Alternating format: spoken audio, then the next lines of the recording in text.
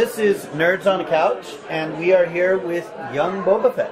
Daniel Logan, thank you for being with us, sir. It's an honor seeing you here. Oh, no, it's an honor just being out here in El Paso. I mean, just seeing the turnout today was amazing. I'm only here for one day, but I mean, Sun City Sci-fi put on a great show, and I mean, I know they've been doing it for the last couple of months, and I know they're going to be doing some more of these. But for me to be able to be a part of this, it's amazing. I mean, it's unbelievable to see how, you know, one business is able to draw so much attention for such a large amount of community, you know? We're so excited that having you here and all that. This is just a big thrill for us. First question. You know, you told us about, you know, how you got with Star Wars and all that. And you said you didn't know Star Wars when you were a kid. When did it hit you that this Star Wars is a huge thing? When was that moment that you just realized, oh my God, I'm big? Well, it's funny because I got like calls from my agent, you know, like, oh my, you know, and she couldn't hardly breathe, you know, and she was trying to spit out, I have an audition for you for Star Wars. And I mean, that still didn't even click, you know, like that my agent, who never was excited about anything, was finally excited. I never clicked from that moment, but it was when I went to Celebration 2. It was my first convention I ever went to, and I had these big bodyguards. 8 of them actually, and they would not let anyone touch me. They wouldn't let them touch me, take a picture with me, because he hardly even saw me, and I walked in the middle of all of them, and they all walked in a perfect circle around me. And it was just amazing to see the response of people, and the movie wasn't even out, yet these people were just, oh my God, that's the Bobafest! And I mean, I was walking the streets by myself, not realizing that, you know, I'm at Celebration 2 with over 100,000 people. I could be kidnapped, you know, and then made into someone's life, you know, action figure, you know. Like, I don't need a toy Bobafest. I got the real thing in my house. He's in my closet. He's in my basement.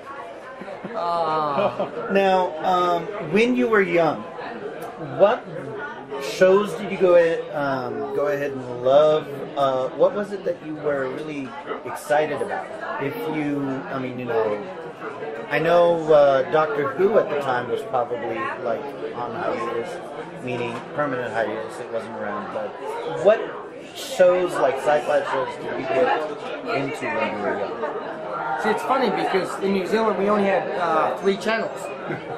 And channel 1, I was the second youngest, so I was the one with the co-hanger standing at the back of the TV. You know, like, hey, go picture, no, go left, yeah, don't move. And I'm like, well, what is it watching? What are we watching? Don't move.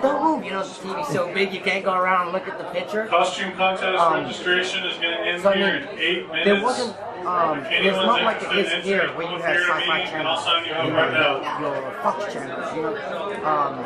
Where in New Zealand the community is far too small that they just release to the public and you watch basically what you get given on the 3 channels that you have. And your 3rd channel was basically always just news. So we only had 1 channel ready to go by, which is channel 2. And at the time, being in New Zealand, for me it wasn't about being in the house watching TV. Like, I mean, until dinner time, 6 o'clock, I was outside the whole time playing street games or playing, like, you know, like imaginary, like, war games, cowboys and Indians with, like, my friends in the forest in my backyard, you know what I mean?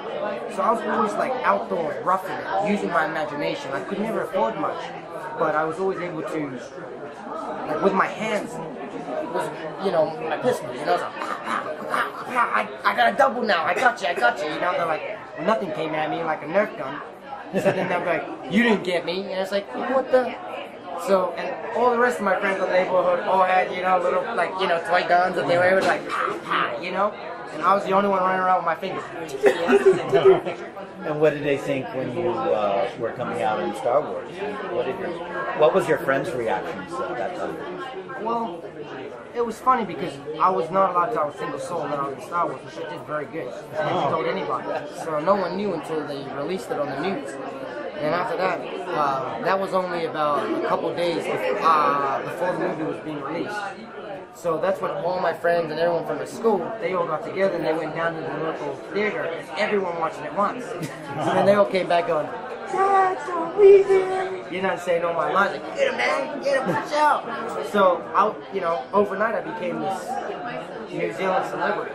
Although I'd already worked on a lot of things, that Star Wars, when you're on the big screens, especially on a project like Star Wars, you bring the ending into life.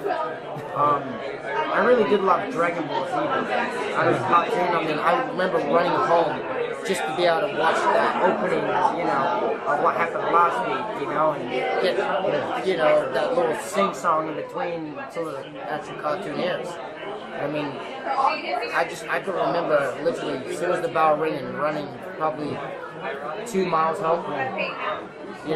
Maybe 3 miles. All right, last question. I ask this of everybody who's done an action figure. There's been tons of Bobafest action figures out of youth. Do you still have any? Do you collect any of those? Yeah, my dad has every single Bobafest toy that's made of me. Wow. And also, ones that we've collected all around the world, being graced enough. People bring them up all the time. I never throw them away. My dad's office is pretty big, so he just continues buying another display shop, and we just keep the collection going. But I make a joke because they actually sent me a huge box, probably full of 100 of them, of my toys. And it was my first signing appearance. It was in my garage in New Zealand at my house. My friends would come over after school, and I'm like, dude, did you hear about my new toy they just made? Check this out. So I'll go in my backyard in my garage, go open the toy, look, this is me, it's got a picture of me. That's how you know it's me. And they're like, oh, that's cool.